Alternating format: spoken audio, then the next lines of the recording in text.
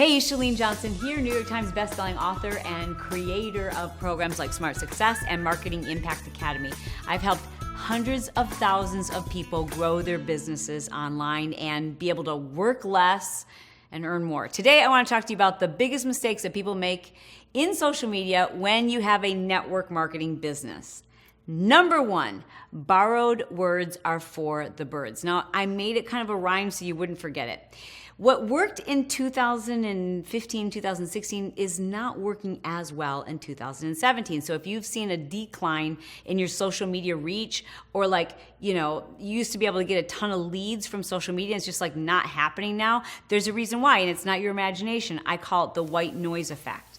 Here's what happens. Somebody does something and they rise to the top of their organization and everybody notices them, and they tend to be on other people's stages, and people say, oh, you should follow so-and-so, and you start following them. And as you should, you start kind of trying to emulate what they're doing. I mean, that's what we all do, right? I look at my mentors and I'm like, okay, I'm watching what they're doing. I'm going to try to do something similar until you kind of figure out your own voice.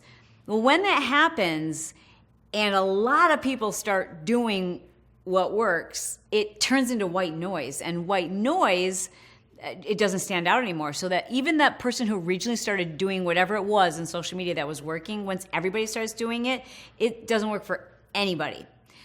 It's inauthentic. Okay, let me give you a great example.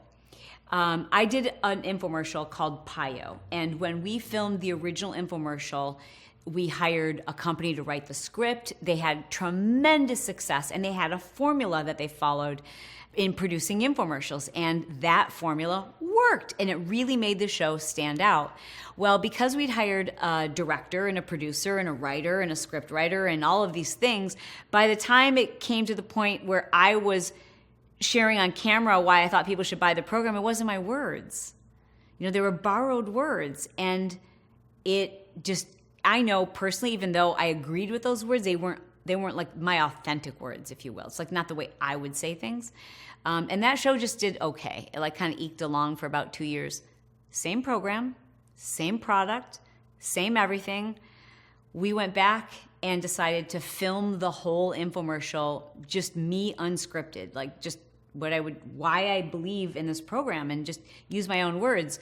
And even though there was no director, no producer, no fancy cameras, I literally filmed it from my iPhone, super grainy, low budget, no hair, no makeup, just a messy bun. And that show ended up being a #1 show. And I think that what's probably a lot of things. Number one, it looked different, so it stands out, right? So once you start seeing the same template, the same formula being repeated, that turns into white noise.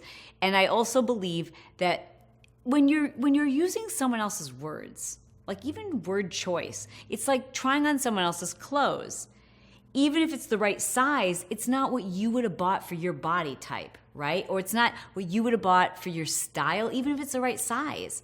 So things feel so much more authentic and real when they're ours. Be very cognizant of the words people in your industry are using over and over and over, and how much of them have turned into white noise, whether that's I'm going to have a Facebook party, or join my challenge group, or DM me if you'd like more details.